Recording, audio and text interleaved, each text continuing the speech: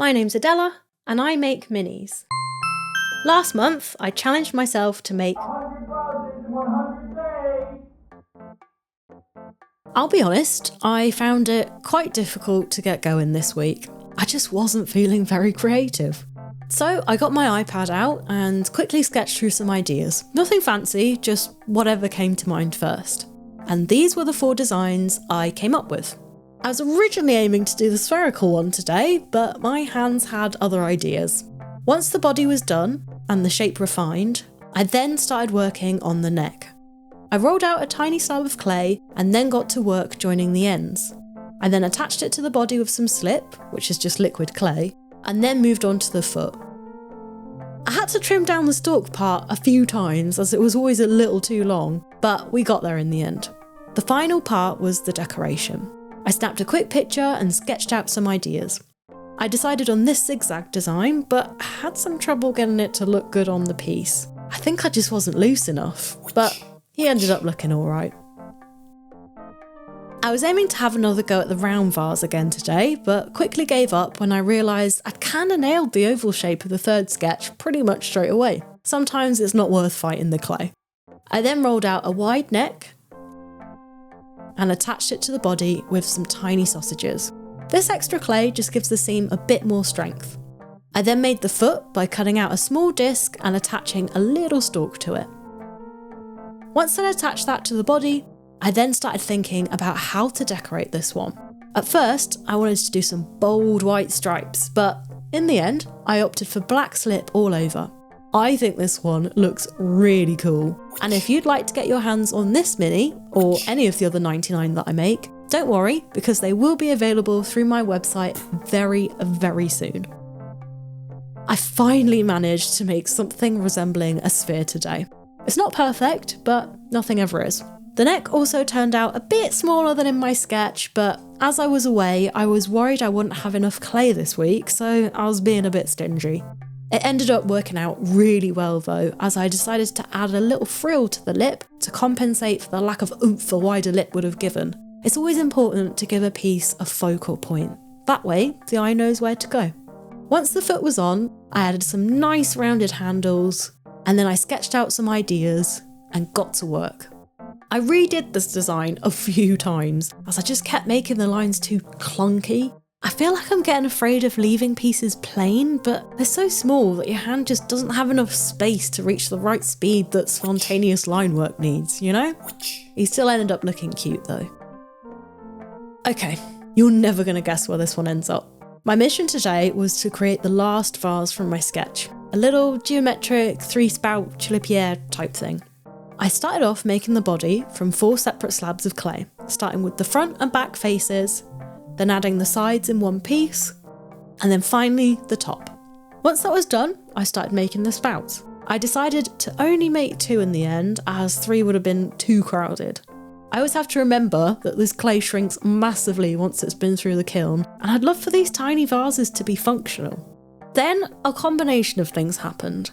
I realised that I might not have enough clay to finish the design I'd planned, and that the spouts looked like little legs when I turned the piece upside down. I initially resisted the urge to follow my instincts, don't ask me why, but thankfully, I got one in the end and I added a little face.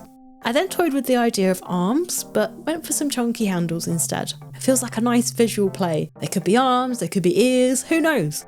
I'm absolutely in love with this one. I'm really not sure how I'm going to be able to let him go. After yesterday's triumph, I decided that I'm all about faces now. I'd spent the previous evening sketching and I decided I was going to make this cutie today. The proportions ended up being backwards in the end. I made a long neck on a short body rather than a short neck on a long body, but I'm not mad. The frills took a long time on this one because the lip was so wide. There was a bit more extra weight in the clay, which I couldn't stabilise with my hand at this scale. Having said that, it did lead me to discover that it works better to push the clay up to create the frills rather than down, so potato potato. The little face on this one ended up looking very sweet, even if it was a different vibe to the one from the sketch. I then finished it off with some tiny spheres along the top and a quick coat of white slip. Listen, I'm making another tulipia today. What can I say? I didn't get my fix earlier this week. I used my sketch for reference, even though I did end up not making the other two spouts frilly. There just wasn't room for my fingers to get in there. I would really like to try making this shape on a larger scale though. I feel like it would look really cool. Once I'd finished pinching everything out and joining it up, I then turned my attention to the face. It turns out that a third time isn't always a charm.